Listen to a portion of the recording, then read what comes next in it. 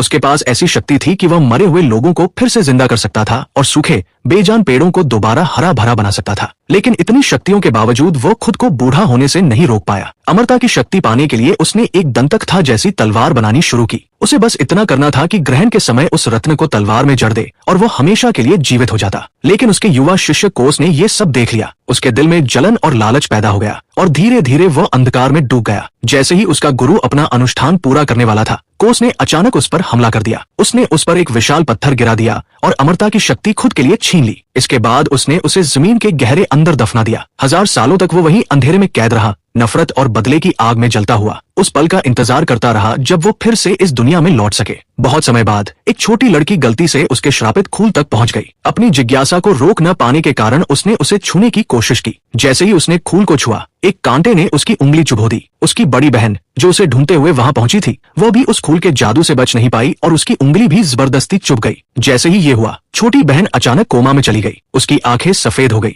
और काली नसें उसके पूरे शरीर में फैलने लगी। कुछ ही समय में वही असर बड़ी बहन पर भी दिखने लगा। डर के मारे वे दोनों गांव की सबसे प्रसिद्ध चुड़ैल के पास पहुंची। चुड़ैल ने लड़की के शरीर पर फैली काली नसों को देखा और तुरंत उसके बालों की एक लट काटकर भविष्य देखने की कोशिश की। अचानक घना धुआं उठने लगा और काली ऊर्जा चारों तरफ घूमने लगी। उस रात दोनों बहनों के दिमाग में एक आवाज गूंजने लगी। वो वही था जो उन्हें वापस उस केबिन में बुला रहा था। इससे पहले कि वे कुछ समझ पाती, जमीन से बेलें निकल आईं और उन्हें कसकर जकड़ लिया। उसने उनसे एक सौदा किया। वो उन्हें अपार शक्ति देगा, लेकिन बदले में उन्हें उस जादुई तलवार को लाना होगा ताकि वो खुद को आजाद कर सके और फिर से इस दुनिया में लौट सके। फिल्म की शुरुआत में योद्धाओं का एक समूह जंगल में किसी को घूमता हुआ दिखाई देता है। उसी समय इवान का परिचय होता है, जो बाकी लोगों से अलग लगता है, जैसे वह इस दुनिया का नहीं हो। वो राजा ऑरेलिया का बेटा है, जो उस राज्य का शासक है। जब वो छोटा था, तब उसे शक्तिशाली ताकतों से बचाने के लिए उसके पिता ने एक जादुई तलवार का इस्तेमाल करके उसे दूसरी दुनिया में भेज दिया था। बचपन से लेकर जवान होने तक इवान लंदन में पला बढ़ा। अब अपने पिता के आदेश पर वह अपनी असली जादुई दुनिया में वापस लौट आया है। जैसे ही योद्धा जंगल में आगे बढ़ते हैं, एक बूढ़ा आदमी उन्हें रोकता है और एक अजीब जीव के बारे में बताता है, जो गांव के जानवरों को मार रहा है और अब लोगों के लिए भी खतरा बन चुका है। वह कहता है कि उसने उस जीव को क्रिकेट मैदान के पास देखा था। ये सुनकर सभी योद्धा अपने हथियार निकाल लेते हैं और तैयार हो जाते हैं। अचानक उन पर हमला होता है। हमला करने वाला जीव देखने में एक फुटबॉल जैसा लगता है, लेकिन असल में वो एक अजीब और खतरनाक राक्षस होता है। उसके सिर के नीचे कोई शरीर नहीं है, फिर भी वह बेहद ताकतवर है। वो अलग अलग दिशाओं से हमला करता है, लेकिन आखिरकार एक योद्धा फिनिश उसे अपने बैग में कैद कर लेता है। इसके बाद वे सभी अपने शहर व्हाइट सिटी लौट जाते हैं। इसके बाद दृश्य शहर के बाजार में बदलता है, जहां एक छोटी लड़की भूखी हालत में खाना ढूंढती हुई घूम रही होती है। वह एक औरत की टोकरी से एक सेब चुरा लेती है और भाग जाती है। औरत उसे देख लेती है, लेकिन लड़की छिपकर एक कोने में बैठकर सेब खाने लगती है। तभी उसे पास में एक चमकती हुई रोशनी दिखाई देती है। जिज्ञासा के कारण वो वहां जाती है और एक चमकता हुआ फूल देखती है। जैसे ही वो उसे तोड़ने की कोशिश करती है, एक कांटा उसकी उंगली में चुभ जाता है और खून निकलने लगता है। उसी समय वह औरत भी वहां पहुंच जाती है, जिसका सेब लड़की ने चुराया था। लेकिन वो उसे डांटने के बजाय उसे गले लगा लेती है और उससे पूछती है कि वो कहां से आई है और उसके माता पिता कहां हैं। तभी उसकी नजर उस चमकते फूल पर जाती है। वह भी उसे तोड़ने की कोशिश करती है, लेकिन एक कांटा उसकी उंगली में भी चुभ जाता है और वह भी घायल हो जाती है। अचानक वह खून जमीन के अंदर समा जाता है, जिससे पता चलता है कि वह कोई साधारण खून नहीं, बल्कि एक जादुई शक्ति है। अगले दृश्य में इवान अपने जादुई घर में पहुंचता है। उसका घर उन सभी आधुनिक चीजों से भरा हुआ है जिनका वो लंदन में इस्तेमाल करता था, जैसे फ्रिज, वॉशिंग मशीन, ओवन और टीवी। इन सबको चलाने के लिए उसने बाहर एक जनरेटर लगा रखा है। कुछ ही देर में फिल्म की हीरोइन एलिसिया वहां पहुंचती है। इवान और एलिसिया एक दूसरे से प्यार करते हैं और शादी करने की योजना बना चुके हैं। अचानक इवान के घर की सारी बिजली बंद हो जाती है। वो बाहर जाता है और देखता है कि एक गार्ड उसके जनरेटर को तोड़ रहा है, उसे किसी जीव समझकर। इवान गुस्से में गार्ड से बहस करता है और बताता है कि ये इस हफ्ते में दूसरा जनरेटर है जिसे उन्होंने नष्ट कर दिया है। दूसरी तरफ वो औरत छोटी लड़की को अपने घर ले जाती है, लेकिन लड़की अचानक बेहोश होकर गिर जाती है। उसकी हालत देखकर औरत डर जाती है। वह देखती है कि लड़की के शरीर पर अजीब निशान उभरने लगे हैं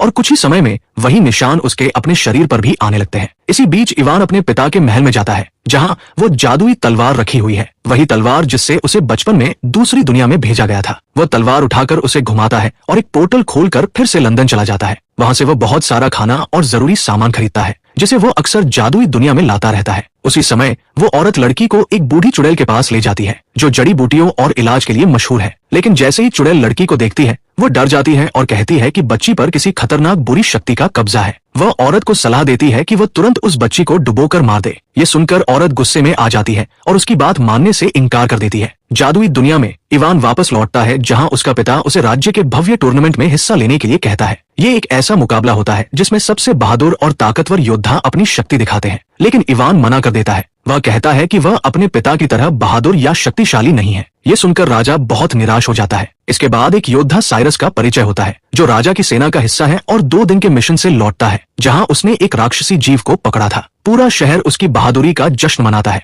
लेकिन इवान को ये सब बढ़ा चढ़ाकर दिखाना लगता है, क्योंकि वह जानता है कि साइरस अक्सर अपनी तारीफ खुद करता है, खासकर एलिसिया के सामने। जल्द ही टूर्नामेंट शुरू होता है। योद्धा अपनी ताकत और कौशल का प्रदर्शन करते हैं, जिससे लोग बहुत प्रभावित होते हैं। साइरस भी शानदार प्रदर्शन करता है और लोगों के साथ साथ एलिसिया की भी प्रशंसा हासिल करता है। राजा ऑरेलिया एक बार फिर इवान को भाग लेने के लिए कहता है, लेकिन वो फिर मना कर देता है। राज्य के लोग मानते हैं कि इवान में एक सच्चे राजकुमार के गुण नहीं है। वह न तो अपने पिता की तरह बहादुर है और न ही बुद्धिमान। लोग उसका सम्मान सिर्फ इसलिए करते हैं क्योंकि वह राजा का बेटा है। अचानक आकाश में 2 चुड़ैलें दिखाई देती है और दृश्य पिछली रात के फ्लैशबैक में चला जाता है। वो औरत और छोटी लड़की वापस उसी जगह जाती है जहां वो चमकता हुआ खूल था। अचानक जमीन से बेलें निकलती हैं और उन्हें जकड़कर हवा में उठा लेती है। वे पूरी तरह एक अंधेरे दानव के नियंत्रण में आ जाती है, जो उन्हें नए रूप में बदल देता है और आदेश देता है कि वे राजा के महल से जादुई तलवार चुरा लाएं। वर्तमान में वापस आते हुए वे दोनों चुड़ैलें गलीना और वर्वा महल में पहुंचती है। गलीना सैनिकों पर जादू करती है, जिससे उनके चेहरे विकृत हो जाते हैं और वे राजा के खिलाफ हो जाते हैं।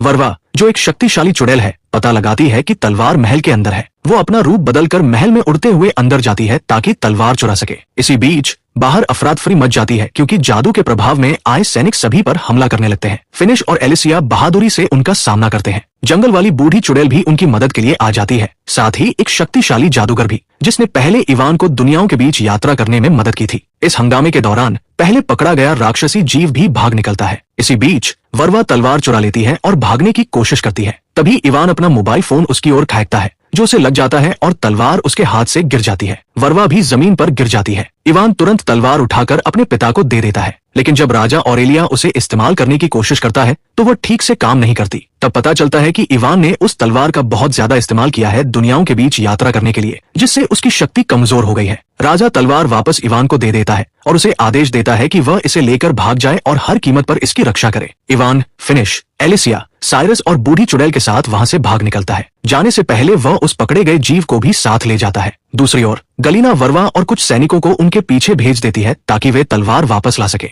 जंगल से भागते हुए दुश्मन सैनिक उनका पीछा करते हैं। बूढ़ी चुड़ैल अपनी जादुई शक्ति का इस्तेमाल करके भ्रम पैदा करती है। वह चलती हुई चीजें उत्पन्न करती है, जिनमें एक झोपड़ी भी शामिल होती है, जो नदी पार करती हुई दिखाई देती है। इससे दुश्मनों को लगता है कि वे लोग नदी के दूसरी तरफ भाग गए हैं, लेकिन असल में इवान और उसके साथी नदी के किनारे एक खोखले पेड़ के तने के अंदर छिपे हुए होते हैं और अपने पीछा करने वालों को सफलतापूर्वक धोखा दे देते हैं। वहां इवान बूढ़ी चुड़ैल से पूछता है कि वे लोग कौन थे और तलवार के पीछे क्यों पड़े हुए हैं। चुड़ैल उसे बताती है कि शैतान वापस आ चुका है और वो उस तलवार को हासिल करना चाहता है। वे सभी उसी शैतान के जादू के रूप हैं, जो हमेशा से उसकी सेवा करते आए हैं। वो समझाती है कि हजारों साल पहले इस भूमि में एक जादूगर था। वो बहुत अच्छा इंसान था, जो अपने स्पर्श से किसी भी चीज में जीवन भर सकता था। लेकिन एक दिन उसे एहसास हुआ कि वह भी बूढ़ा हो रहा है और एक दिन मर जाएगा। मौत के डर से उसने अमर होने का फैसला किया। उसने को नाम का एक प्राणी बनाया, जो हमेशा उसके साथ रहता था। अमरता पाने के लिए उस जादूगर ने एक जादुई तलवार बनाई। योजना ये थी कि सूर्य ग्रहण के दौरान उस तलवार में एक जादुई रत्न जड़कर वह अमर हो जाएगा। लेकिन को ने उसे धोखा दे दिया। उसने जादूगर पर एक विशाल पत्थर गिरा दिया, जिससे उसकी मौत हो गई, और फिर उसी तरीके का इस्तेमाल करके खुद को अमर बना लिया। तब से वह जादूगर हजारों सालों से जमीन के गहरे अंदर दबा हुआ है, गुस्से और बदले की भावना से भरा हुआ। अब वो अपनी तलवार वापस चाहता है, जो इस समय इवान के पास है। इसके बाद मेडिकल किंग वहां आता है और कहता है कि उन्हें मृत भूमि डेडलैंड जाना होगा। केवल वहीं उन्हें पता चलेगा कि उस जादूगर को कब और कैसे नष्ट किया जा सकता है। हालांकि मृत भूमि तक पहुंचना आसान नहीं है। उन्हें एक लंबा और खतरनाक रास्ता तय करना होगा। इसके बाद वे सभी अपनी यात्रा शुरू करते हैं। दूसरी ओर दोनों चुड़ैलें और उनके जादुई सैनिक उस चलती हुई झोपड़ी का पीछा कर रहे होते हैं। वे आखिरकार उसे पकड़ लेते हैं, लेकिन जब अंदर देखते हैं तो वहां कोई नहीं होता। गलीना झोपड़ी को जलाने का आदेश देती है। तभी अचानक एक और झोपड़ी प्रकट होती है और पहली झोपड़ी से टकरा जाती है, जिससे इवान और उसके साथी बच निकलते हैं। इसी बीच इवान और उसके साथी एक विशाल चट्टान के पास पहुंचते हैं, जहां उन्हें दो बड़े लोहे के छल्ले दिखाई देते हैं, जिन्हें कोई भी उठा नहीं पाता। बूढ़ी चुड़ैल अपने बैग से कुछ जादुई बेर निकालती है, जिन्हें खाने से उसे अपार शक्ति मिलती है। साइरस ये सब देखता है। फिर चुड़ैल और योद्धा मिलकर उन छल्लों को खींचते हैं और अचानक पानी से एक विशाल व्हेल निकलती है। तब पता चलता है कि जिसे वे चट्टान समझ रहे थे, वो असल में उस व्हेल की पीठ थी। वो वेल उड़ने लगती है और उन्हें मृत भूमि की ओर ले जाती है। यात्रा के दौरान इवान चुपके से चुड़ैल के जादुई बेरों का बैग चुरा लेता है। लंबी यात्रा के बाद वे एक बर्फीले पहाड़ के पास पहुंचते हैं। वे व्हेल से उतरकर पैदल आगे बढ़ते हैं। इवान चोरी छिपे कुछ बेर खा लेता है और जबरदस्त ताकत हासिल कर लेता है। वह एक बड़ी चट्टान उठाकर सबको प्रभावित करता है और दावा करता है कि अब वो राजा बनने के योग्य है। आगे बढ़ते हुए वे एक बोलने वाले पहाड़ तक पहुंचते हैं। वो पहाड़ उन्हें चेतावनी देता है कि वे वापस लौट जाएं, क्योंकि जो भी इस बिंदु के आगे गया है वो कभी जिंदा लौटकर नहीं आया। वह कहता है कि मृत भूमि यहीं से शुरू होती है और आगे बढ़ने के लिए उन्हें उसके 3 सवालों का जवाब देना होगा, जिनका जवाब आज तक कोई नहीं दे पाया। इवान चालाकी से उसे धोखा देता है और ये यकीन दिला देता है कि उसने तीनों सवालों के जवाब दे दिए हैं। प्रभावित होकर पहाड़ उसे एक चमकता हुआ पत्थर देता है और अंदर जाने की अनुमति दे देता है, ये कहते हुए कि उसे अपने सारे जवाब अंदर मिल जाएंगे। इवान उस चमकते पत्थर के साथ पहाड़ के अंदर प्रवेश करता है, जहाँ चारों ओर घना अंधेरा होता है। अचानक वह देखता है कि उसका पिता राजा ऑरेलिया एक चट्टान पर खड़ा है। इवान उससे पूछता है कि वह वहाँ क्या कर रहा है। राजा बताता है कि इवान के जाने के बाद उस जादूगर ने उसे मार दिया और अब वो मर चुका है। इवान कहता है कि उसके पास वह चमकता पत्थर है जिससे वो किसी एक मरे हुए व्यक्ति को वापस जिंदा कर सकता है, लेकिन उसका पिता मना कर देता है और कहता है कि वह अपना जीवन जी चुका है, अब राज्य की जिम्मेदारी इवान की है। फिर वह को बुलाता है और इवान से कहता है कि उसे मृत भूमि तक साथ ले जाए, क्योंकि वही जादूगर को हराने में मदद कर सकता है। असल में को वही प्राणी है जिसने जादूगर को धोखा देकर उसकी हत्या की थी और खुद अमर बन गया था। 5000 सालों बाद अब वह अपनी गलती सुधारना चाहता है और अमरता के श्राप से मुक्त होना चाहता है, इसलिए वह जादूगर को खत्म करने में मदद करना चाहता है। इवान भावुक हो जाता है और अपने पिता को साथ ले जाना चाहता है, लेकिन राजा जोर देकर कहता है कि कोई उसके साथ जाए और इवान को वहां से भेज देता है। इवान और को पहाड़ से बाहर निकलते हैं, जहां बाकी लोग को देखकर चौंक जाते हैं। दूसरी तरफ चुड़ैलें उन्हें ढूंढने की कोशिश कर रही होती है। गलीना एक जादुई चमकती हुई सत्ता बनाती है और वरवारा को आदेश देती है कि वह उन्हें ढूंढकर तलवार वापस लाए। इधर इवान और उसके साथी अपनी यात्रा फिर से शुरू करते हैं। एक बार फिर इवान जादुई बेरों का इस्तेमाल करके ताकत हासिल करता है और रास्ते की बाधाओं को हटाकर सबको प्रभावित करता है। बूढ़ी चुड़ैल को से पूछती है कि जादूगर को कैसे मारा जा सकता है, लेकिन इतने हजारों साल बीत जाने के कारण उसे ठीक से याद नहीं आता। वह बार बार उसके सिर पर मारती है, तब जाकर उसे कुछ याद आता है। वो बताता है कि जिस पत्थर से उसने जादूगर को मारा था उसे टुकड़ों में तोड़ना होगा, तभी जादूगर नष्ट होगा, लेकिन वह पत्थर केवल जादुई तलवार से ही टूट सकता है। एलिसिया याद दिलाती है कि तलवार इवान के पास है। ये सुनकर इवान चिंतित हो जाता है और स्वीकार करता है कि तलवार की शक्ति कमजोर हो गई है, क्योंकि उसने उसे बार बार दुनियाओं के बीच पोर्टल बनाने के लिए इस्तेमाल किया था। ये सुनकर सभी नाराज हो जाते हैं। इवान तलवार लेकर जंगल में चला जाता है और अपने किए पर पछताने लगता है। सोचते सोचते वो अनजाने में तलवार को जमीन में घुसा देता है। धरती की ऊर्जा तलवार की शक्ति को फिर से बहाल कर देती है। इसे जांचने के लिए वह एक चट्टान को 2 हिस्सों में काट देता है और समझ जाता है कि तलवार फिर से काम कर रही है। इसके बाद वह बची हुई सारी जादुई बेर खा लेता है और तलवार को एक भारी चट्टान के नीचे रखकर आराम करने लगता है। उसी समय फिनिश पहरा दे रहा होता है, लेकिन अचानक उसे एक तीर लग जाता है। पता चलता है कि वरवारा ने उन्हें ढूंढ लिया है और अपनी सेना के साथ हमला कर दिया है। एलिसिया को और बाकी सभी जादुई सैनिकों से लड़ते हैं। इवान तलवार निकालने के लिए चट्टान हटाने की कोशिश करता है, लेकिन वह नहीं कर पाता, क्योंकि बेर का असर खत्म हो चुका होता है और उसके पास अब कोई बेर नहीं बचा होता। बाकी लोग जादुई बेरों का बैग देख लेते हैं और समझ जाते हैं कि इवान की सारी ताकत उन्हीं बेरों की वजह से थी। बूढ़ी चुड़ैल गुस्से से भर जाती है। जादुई सेना के सामने कमजोर पड़कर उन्हें पीछे हटना पड़ता है। वरवारा उन्हें जानबूझकर भागने देती है, क्योंकि उसका असली लक्ष्य तलवार है। उसके सैनिक चट्टान के नीचे से तलवार निकाल लेते हैं और वरवारा उसे अपने पास रख लेती है। लेकिन यहाँ एक मोड़ आता है। वरवारा खुद उस तलवार को रखना चाहती है और अमर बनना चाहती है, न कि उसे गलीना को देना। इसी बीच इवान और उसके साथी जंगल में छिपे होते हैं। फिनिश बुरी तरह घायल है और उसकी हालत खराब होती जा रही है। को सुझाव देता है कि उसे किसी शहर ले जाना चाहिए। इवान से नाराज होकर वे उसे वहीं छोड़ देते हैं। इवान उनका पीछा करता है, लेकिन एक भूस्खलन उसे उनसे अलग कर देता है और वे उसे छोड़कर चले जाते हैं। इवान और वह जीव वापस उसी जगह पहुंचते हैं जहां पहले उन पर हमला हुआ था। वहां इवान को तलवार का खोल शीथ मिल जाता है। दूसरी ओर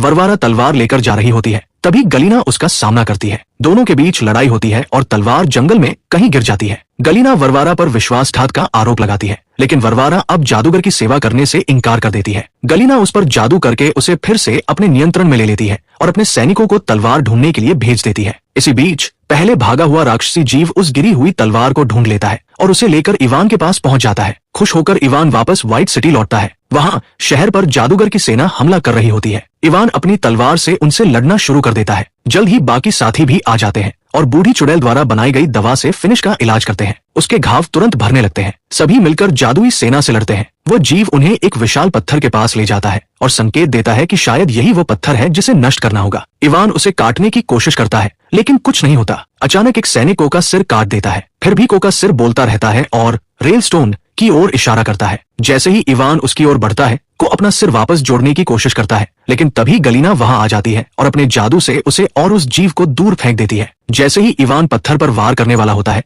को सब कुछ याद आ जाता है और वह चिल्लाता है कि उस पत्थर को नष्ट करने से जादूगर आजाद हो जाएगा। लेकिन तब तक बहुत देर हो चुकी होती है। इवान तलवार को पत्थर में घुसा देता है और जादूगर मुक्त हो जाता है। चारों ओर तेज रोशनी फैल जाती है। आजाद होते ही जादूगर गुस्से में इवान पर हमला करता है। जैसे ही वो उसे मारने वाला होता है, को बीच में आ जाता है और उससे विनती करता है कि वह उसे सजा दे, ये स्वीकार करते हुए कि उसने विश्वासघात किया था और अमरता एक श्राप है, वरदान नहीं। जादूगर उसकी बात अनसुनी कर देता है और उसे फिर से जमीन के अंदर कैद कर देता है। बाकी सभी उस पर हमला करते हैं, लेकिन वह उन्हें आसानी से हरा देता है और अपने जादू से सभी को जिंदा दफनाने लगता है। इवान लड़ने की कोशिश करता है, लेकिन असफल हो जाता है। उसी समय उसे अपने पिता का दर्शन होता है, जो उसे बताते हैं कि उनकी शक्ति धरती से आती है, वे उसी से जन्मे हैं। इवान फिर से हिम्मत जुटाता है और जमीन से शक्ति खींचता है। वो खुद को आजाद करता है, जादूगर की बेलों को काटता है और कहता है कि अगर धरती उसे शक्ति देती है तो जादूगर को भी देती होगी। इस बात को समझकर वह जादूगर को जमीन से बाहर खींच लेता है, जिससे वो कमजोर हो जाता है। फिर वह अपनी तलवार से एक पोर्टल खोलता है और जादूगर को खींचकर इंसानों की दुनिया मॉस्को में ले जाता है। वहाँ जादूगर जमीन से शक्ति लेने की कोशिश करता है, लेकिन इवान उसे बताता है कि ये उसकी दुनिया नहीं है। मॉस्को में जमीन इमारतों और गहरे बेसमेंट से ढकी हुई है, जिससे उसके लिए धरती की ऊर्जा पाना मुश्किल हो जाता है। जादूगर जमीन को तोड़ने की कोशिश करता है, लेकिन कमजोर होता जाता है और अंत में मर जाता है। मरने से पहले वह चेतावनी देता है कि वह एक दिन वापस आएगा और दोनों दुनियाओं को नष्ट कर देगा। इसके बाद वो राख में बदल जाता है। उसकी मौत के साथ ही दूसरी दुनिया में उसका जादू कमजोर पड़ जाता है और जो लोग जमीन के नीचे दबे थे वे सुरक्षित बाहर आ जाते हैं। इवान पोर्टल के जरिए वापस लौट आता है। महान जादूगर उन सैनिकों को भी ठीक कर देता है जो दुश्मन के नियंत्रण में थे। गलीना उन्हें चेतावनी देती है कि इसे जीत न समझे और वहां से भाग जाती है। अंतिम दृश्य में शहर के लोग इवान को अपना राजा स्वीकार कर लेते हैं और सभी खुशी खुशी रहने लगते हैं। इसी के साथ फिल्म समाप्त हो जाती है।